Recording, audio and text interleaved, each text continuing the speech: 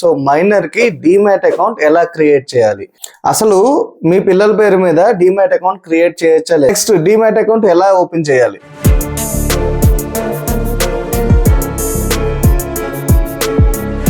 Hello అందరికి నమస్తే, నేను మీ Chandu. Welcome to personal finance by Chandu. ఇవాళ మనం మోస్ట్ రిక్వెస్టెడ్ వీడియో ఒకటి ఉంది. సో మైనర్ కి డీమ్యాట్ అకౌంట్ ఎలా క్రియేట్ చేయాలి, సో దీని గురించి తెలుసుకుందాం ఇవాళ.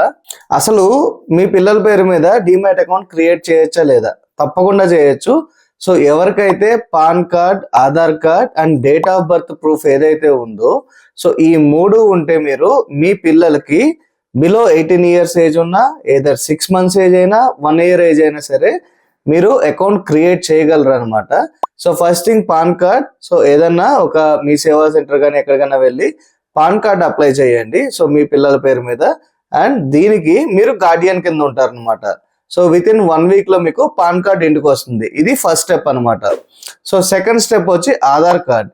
సో ఆధార్ కార్డ్ కావాలి అంటే మీకు డేట్ ఆఫ్ బర్త్ సర్టిఫికేట్ అనేది ఉండాలన్నమాట. సో మీ పిల్లలు పుట్టినప్పుడు హాస్పిటల్లో మీకు ఇస్తారు కదా, సో అది తీసుకుని వెళ్ళి మీరు మున్సిపల్ ఆఫీస్కి వెళ్తే మీకు డేట్ ఆఫ్ బర్త్ సర్టిఫికేట్ ఇస్తారు. సో ఇది ఇంపార్టెంట్ అనమాట. So next date of birth certificate ని బేస్ చేసుకుని మీకు ఆధార్ నంబర్ జనరేట్ అవుతుంది. సో ఇది మీ పిల్లలకి 6 months వచ్చిన తర్వాత కానీ ఆధార్ జనరేట్ చేయరనమాట. సో ఈ 3 డాక్యుమెంట్స్ ఉంటే మీరు మీ పిల్లలకి మైనర్ డీమ్యాట్ అకౌంట్ క్రియేట్ చేసి దాంట్లో మీరు స్టాక్స్ అండ్ మ్యూచువల్ ఫండ్స్ కొనొచ్చు అనమాట. ఓకే, సో అసలు పిల్లల పేరు మీద కొనొచ్చా లేదా, సో ఇది ఎంతవరకు కరెక్ట్ డెసిషన్. సో మనం పిల్లలకి ఇవ్వాల్సింది రైట్ ఎడ్యుకేషన్. సో వాళ్ళకి మనం వెల్త్ క్రియేట్ చేసి ఇవ్వక్కర్లేదు. సో వాళ్ళ కాళ్ళ మీద వాళ్ళు నిలబడేలా చేస్తే చాలన్నమాట. వాళ్ళకి ఒక మంచి క్వాలిటీ ఎడ్యుకేషన్ ఇస్తే సో వాళ్ళ డబ్బులు వాళ్ళే సంపాదించుకుంటారు. బట్ స్టిల్ కొంతమంది మనకి లాంగ్ టర్మ్ కాంపౌండింగ్ అవుతుంది కదా, సో నేను నెలకి పెద్ద అమౌంట్స్ ఏం వేయను, జస్ట్ ఒక 1000 or 2000 వేసి సో సేమ్ అకౌంట్ వాళ్ళకు కూడా కంటిన్యూ చేస్తాను. సేమ్ అకౌంట్ ని వాళ్ళు కంటిన్యూ చేస్తే వాళ్ళ రిటైర్మెంట్ కి ఒక పెద్ద అమౌంట్ వస్తుంది అనే ఉద్దేశంతో పిల్లలకి స్టార్ట్ చేద్దాం అనుకుంటారు. ఓకే, ఇన్ కేస్ పిల్లల ఎడ్యుకేషన్ కోసం అయితే మీ అకౌంట్ లోనే చేయండి, ఆర్ కొంత అమౌంట్ వాళ్ళ దాంట్లో కొంత అమౌంట్ మీ దాంట్లో చేయండి. బట్ పిల్లల దాంట్లో చేస్తే ఆ అకౌంట్ వాళ్ళు కంటిన్యూ చేసేలాగా అయితేనే దాంట్లో ఇన్వెస్ట్ చేయండి. సో దాని రిటర్న్స్ మీరు నెక్స్ట్ 18 years లో 20 years లో తీసుకుంటా అంటే అంత యూజ్ లేదనమాట. సో మీరు మీ అకౌంట్ లో, మీ వైఫ్ అకౌంట్ లో ఆర్ పేరెంట్స్ అకౌంట్స్ లో మీరు చేసుకోవచ్చు. సో అసలు మనం ఎంతెంత అమౌంట్స్ ఇన్వెస్ట్ చేస్తే ఎంత వస్తుందో చూద్దాం. ఫస్ట్ ఒక బేసిక్ క్యాల్కులేషన్.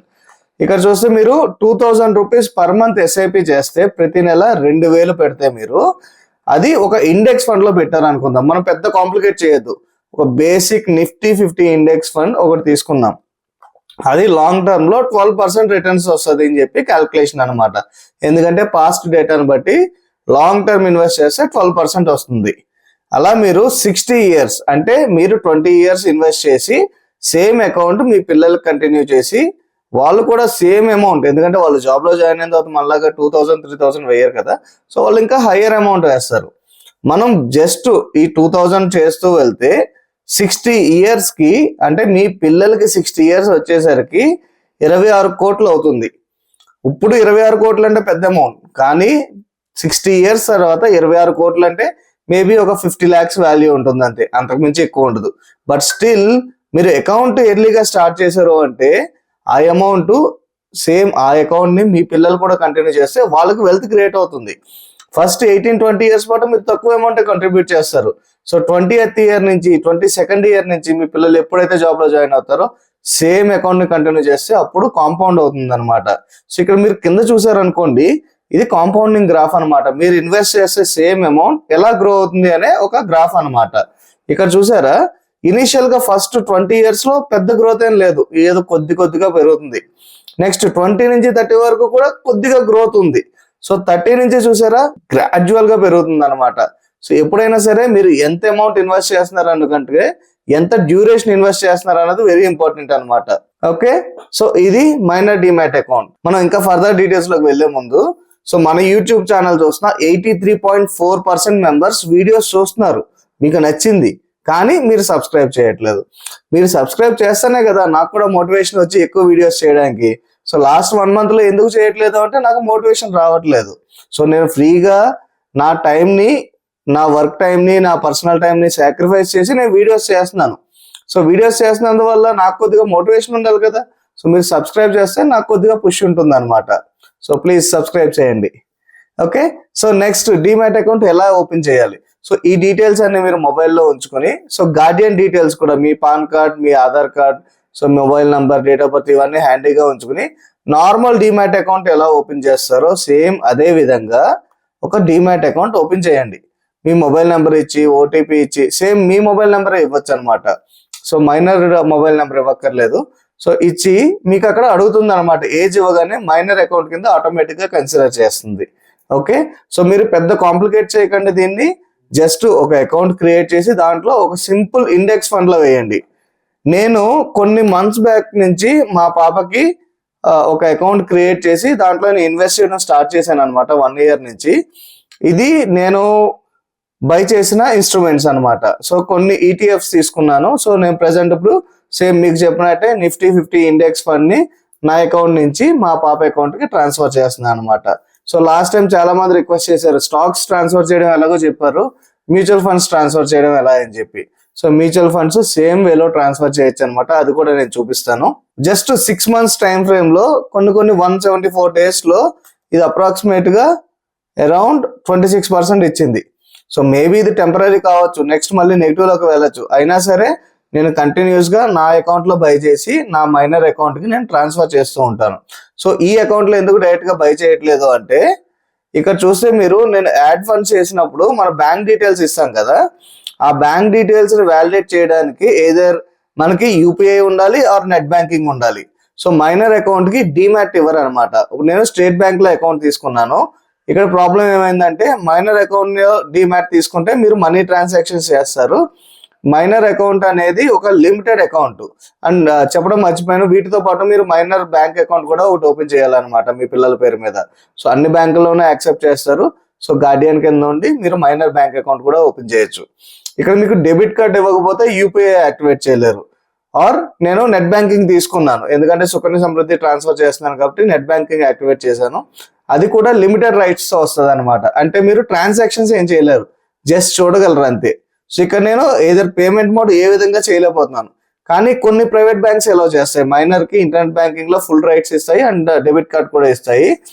హెచ్డిఎఫ్సి బ్యాంక్, నాకు తెలిసిన బ్యాంక్స్ లో హెచ్డిఎఫ్సి బ్యాంక్ ఇస్తుంది అంట, నేను ఎప్పుడూ చెక్ చేయలేదు. సో స్టేట్ బ్యాంక్ లో అడిగితే మీకు ఇలాంటి ఫెసిలిటీస్ ఏం లేవు అన్నారు. సో నేను ఫండ్స్ యాడ్ చేయలేనప్పుడు నేను చేయలేను కదా, ఆఫ్లైన్ లో నేను ఫండ్స్ యాడ్ చేయాలి.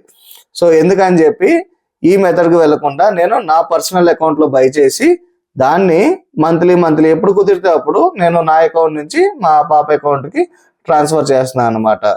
సో చూసారు అంటే ఆల్రెడీ 1500 ప్రాఫిట్ ఉంది లాస్ట్ 6 months లో, 5.54%.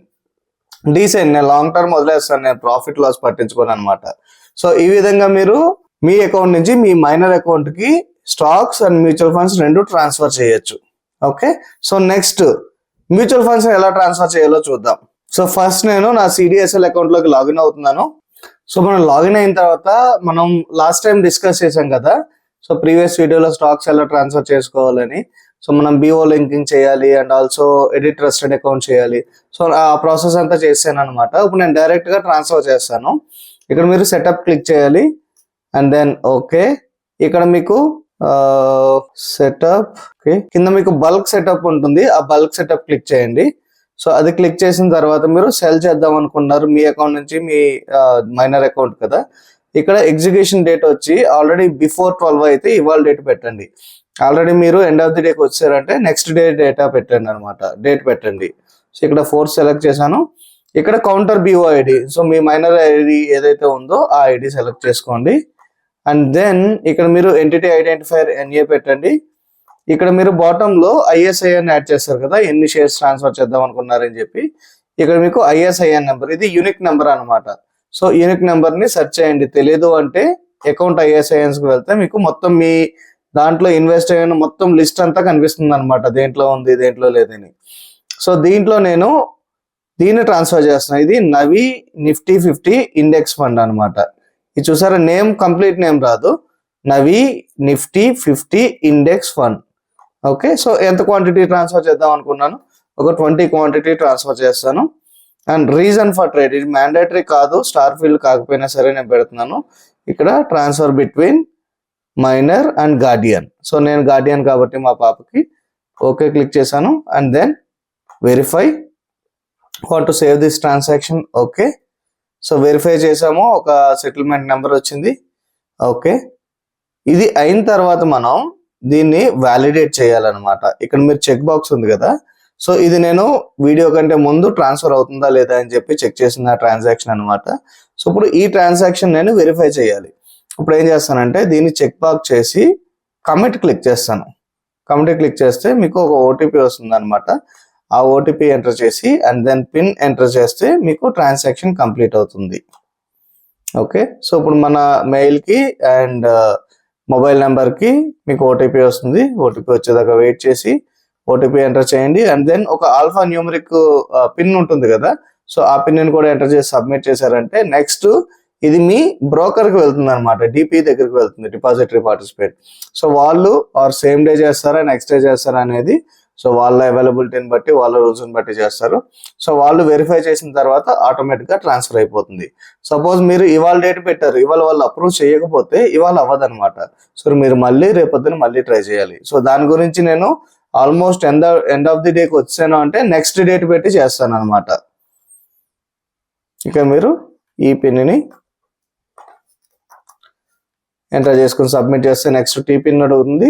సో ఈ టీ పిన్ కూడా ఎంటర్ చేశారనుకోండి మీకు ట్రాన్సాక్షన్ కంప్లీట్ అయిపోతుంది. ఓకే, సో వీడియో మీకు హెల్ప్ అయింది అనుకుంటున్నాను. హెల్ప్ అయితే మీ ఫ్రెండ్స్కి షేర్ చేయండి. సో వాళ్ళని కూడా ఇన్ కేస్ వాళ్ళు ఇంట్రెస్టెడ్ ఉంటే వాళ్ళు మైనర్ అకౌంట్స్ క్రియేట్ చేయమనండి.